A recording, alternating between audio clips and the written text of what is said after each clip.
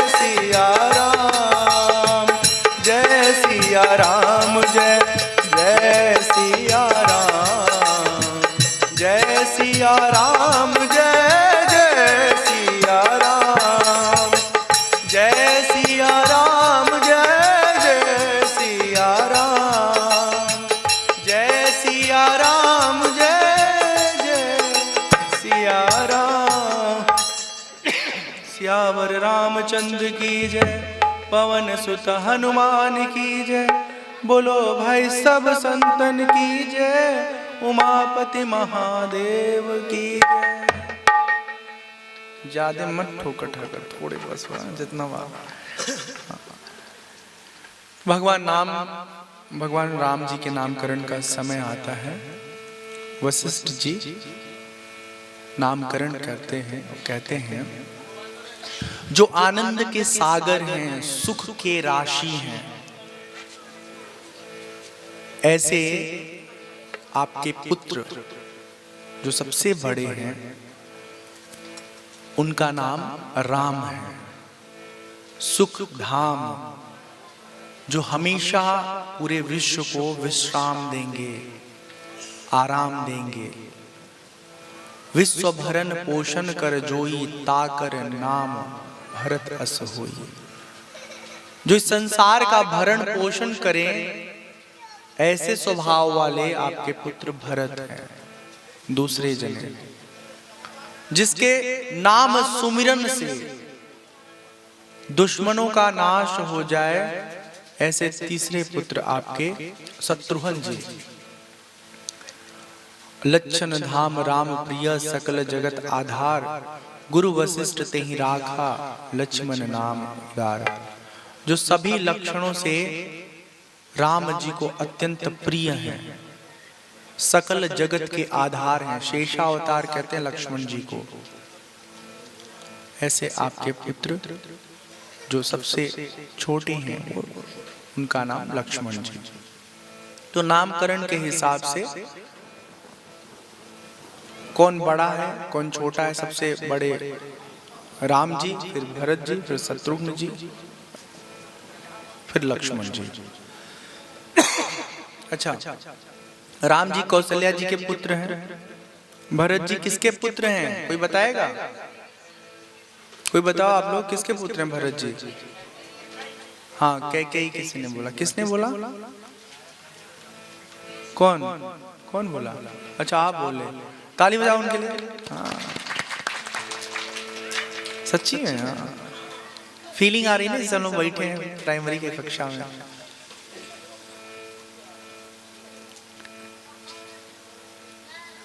उसके बाद सुमित्रा जी के जो पुत्र हैं वो हैं शत्रुघ्न जी और लक्ष्मण जी। ये अगरबत्ती इधर जल रही है क्या? इस तरफ कहीं, उसको उस तरफ कर दीजिए ना। हाँ, तो भगवान के चारों भाइयों का, मतलब भगवान का और भगवान के तीनों भाई जन का नामकरण होता है। व्यापक ब्रह्म निरंजन, निर्गुण विगत विनोद, सो अज प्रेम भगति बस, कौशल्या के गोद। जो ब्रह्म व्यापक हैं, जो निर्गुण हैं, जो इंद्रियातीत हैं, वही पर ब्रह्म परमात्मा प्रेम के वशीभूत होकर के कौशल्या मैया के गोद में बालक बन के खेल रहे हैं, आनंद ले रहे हैं, आनंद दे रहे हैं। बड़े आनंद से सब लोग नामकरण के बाद, राम जी इधर आइए, लक्ष्मण जी इधर आइए, ए पिंटुआ मारा दिमाग में ठीक हो जाए तुम्हारा। हम लोग घर ही में कैसे अपने लड़कों को बदतमीजी से बात करते ना।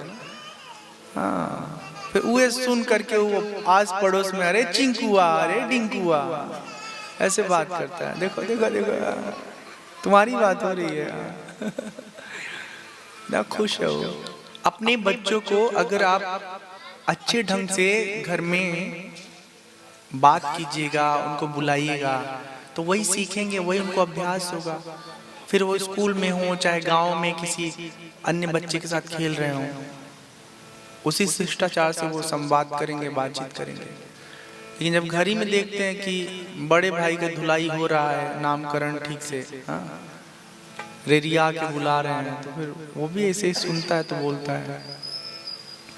याद रखिए, जो हमारे घर के बाल गोपाल होते हैं ना, वो सबसे पहले घर में ही सब कुछ सीखते हैं और फिर जाके बाहर उसको प्रयोग करते हैं। जैसे दादा अगर गरिया रहे हैं मम्मी को या छोटे भाई को, तो वो भी गाली सुनता है और फिर वही सीख के वो भी अपने छोटे को गाली देता है। अब दादा जो है रात को स्पेशल पानी पीते हैं, ठीक है, मतलब किसी के भी घर में तो ऐसा होता ही है, तभी तो बाजार में बिकता है। बिहार में बंद है, लेकिन एक बात भी, जो झारखंड से सटल इलाका है, कह रहे थे कि खूब धड़ल्ले से काम होता है। तो जब आप खुद सही आचरण नहीं करेंगे तो आपके बच्चे कैसे सही आचरण करेंगे? वो भी ऐसे ही सीखेंगे आपको देख देख के। कभी भी कोई भी बुरी चीज नहीं करनी चाहिए, और नहीं छोड़ पा रहे हैं तो उसको छुपा के करिए। हाँ, सबके सामने। अब छोटा भाई है, छुपा के मान लो गुटखा खा रहा है, सुरती खा रहा है। अब बड़े भैया ने कहा अरे खाइते बड़ा तो देखा, खा खा कर छुपा खाता वहाँ, तो ओकरे बाद से वो सबके सामने ही 2 की जगह 4 पुड़िया मारे लगले। थेथरई है, थेथरी समझते आप लोग? बेहयाई। कोई कह रहा है तो ठीक है, उसकी बात सुन लीजिए, लेकिन अगर आप किसी बुरी चीज को छोड़ नहीं पा रहे हैं तो उसको कम से कम सार्वजनिक तौर पर अंजाम मत दीजिए। तो भगवान के साथ उनके माता पिता बहुत अच्छा बर्ताव करते हैं, वही देख देख के भगवान भी बहुत कुछ सीखते हैं, समझते हैं। भय कुमार जबहि सब भ्राता, दीन जनेऊ गुर पीतु माता। जब थोड़े से बड़े होते हैं राम जी, तो उनका उपनयन संस्कार होता है। उपनयन संस्कार सबको मालूम है ना? अब यहाँ का क्या मालूम नहीं मालूम। यहाँ कैसा होता है, समय पे हो जाना चाहिए, और जब जिसका समय पे नहीं होता उसका सीधे तिलक ब्याह में इकट्ठे हो जाता है, वैसे होता है ना? समय पे कर देना चाहिए। उपनयन के समय गायत्री मंत्र की दीक्षा होती है, उनको बताया जाता है बच्चे को कि अब आप सुबह शाम समय निकाल के गायत्री मैया की उपासना करिए, इससे आपकी बुद्धि ठीक होगी। लेकिन बुद्धि ठीक होने वाली दवाई आजकल ब्याह पहले से पहले दी जाता है, तब तक बुद्धि सड़ ओढ़ के गड़बड़ हो जाता है। जो चीजें समय पे होनी है जब नहीं होती हैं तो फिर फसल खराब हो जाता है। समझ में आई बात? हाँ। तो भगवान का सही समय पर उपनयन होता है, गायत्री मंत्र की दीक्षा होती है, उसके बाद वो गुरु के घर जाके पढ़ाई करते हैं। जाकी सहज श्वास श्रुति चारी, सो हरि पढ़या कौतुक भारी। विद्या विनय निपुण गुणशीला, खेल ही खेल सकल नृपलीला। विद्या में, विनय में, हर चीज में, गुण में जो निपुण है वही परमात्मा अज्ञानी की भांति हर चीज की ट्रेनिंग ले रहे हैं, अभ्यास कर रहे हैं, सीख रहे हैं। क्यों सीख रहे हैं? मानो बता रहे हो इस जगत के प्राणी जन को कि कुछ सीखना है, जानना है, समझना है तो किसी न किसी को अपना गुरु चुनिए, उसके साथ सीखिए, जानिए, समझिए। अब आजकल का हालात बहुत गड़बड़ हो गया है।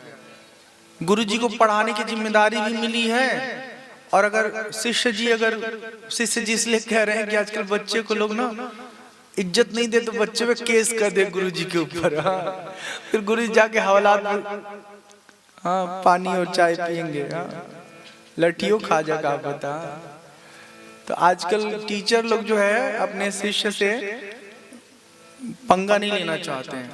उनको लगता है पढ़ो चाहे लड़ो, जो करना है करिए। आप अपनी जिंदगी बनाइए चाहे बर्बाद करिए, हमें क्या। पहले का जमाना था, मतलब पहले मतलब 500 साल पहले नहीं बोल रहा हूँ मैं, अपने बचपन की बात बता रहा हूँ। हम जहाँ पढ़ते थे, एक गलती पर एक डंडा हमको पड़ता था। आप में से बहुत सारे ऐसे लोग होंगे जिनकी खूब बढ़िया कुटाई पिटाई हुई है, और इसी वजह से जो उस समय समझ में आ गया ना, वो कभी भूला नहीं। आजकल स्थितियां क्या है कि बच्चा पढ़े चाहे ना पढ़े, आप उसको डांट नहीं सकते। अगर डांट दिया शिक्षक तो माता पिता ही सर पे चढ़ जाएंगे। कमाते हम, खिलाते हम, पैदा किए हम, हमारे बच्चों को तुम डांटे कैसे? तुमको पढ़ाने का फीस दे रहे हैं, हमारा बच्चा पढ़े चाहे ना पढ़े, तुम्हारा काम है पढ़ाना। बहुत कुफुत बा, बहुत विपत है, बहुत तकलीफ है टीचरों के साथ। और सच में हमको तो बड़ा मजा आता है सुन के, जब सुनता हूँ कि कोई प्राइमरी पाठशाला का शिक्षक हो गया है। हाँ, पता है, एक अच्छे कुशल व्यक्ति को जो काम करने में बहुत अच्छा है, वो उसको ठीक तरीके से काम करने का अवसर ना मिले, फिर देखिए उसकी अंदर की कुलबुलाहट, कसमशाहट, वो अंदर की खलबली। छोट छोट लड़कन के पढ़ाने में बहुत बहुत संघर्ष करना पड़ता है। भगवान गुरुकुल में जाकर के वेद उपनिषद पढ़ते हैं। पहले के गुरुकुल में जीवन जीने की कला भी सिखाई जाती थी, आध्यात्म भी बताया जाता था, कैसे पैसा कमाया जाए ये भी बताया जाता था, जीवन में कैसे हर जगह अपने आप को धैर्यवान बना के रखा जाए ये भी सिखाया जाता था। आजकल की शिक्षा में ऐसा कुछ नहीं है। आजकल की शिक्षा में खाली डिग्री मिल रहा है, डिग्री मिल रहा है, डिग्री मिल रहा है, डिग्री से नौकरी मिल रहा है, नौकरी मिल रहा है, नौकरी मिल रहा है, नौकरी से पैसा मिल रहा है, पैसा मिल रहा है, पैसा मिल रहा है। और सब कुछ मिलने के बाद, डिग्री मिल गई, नौकरी मिल गई, पैसा मिल गया, इतना मिलने के बाद भी सुकून नहीं है, शांति नहीं है।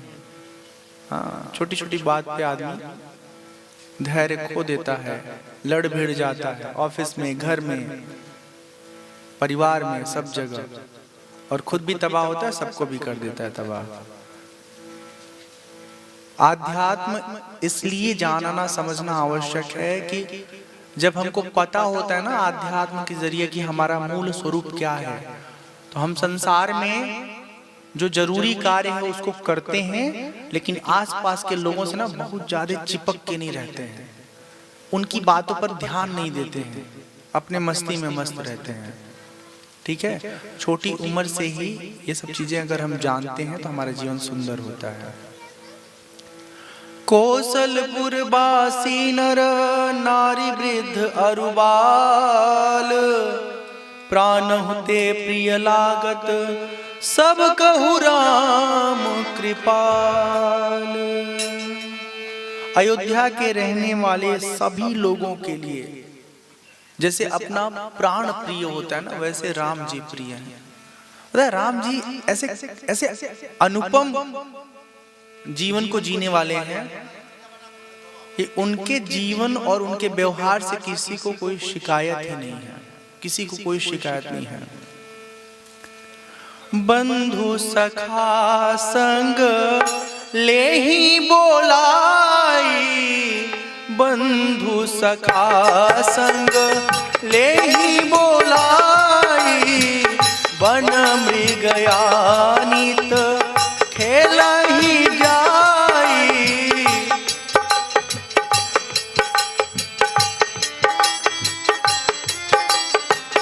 पावन मृग मारहि जिया जानी, दिन प्रति नृपहि देखावहि आनी।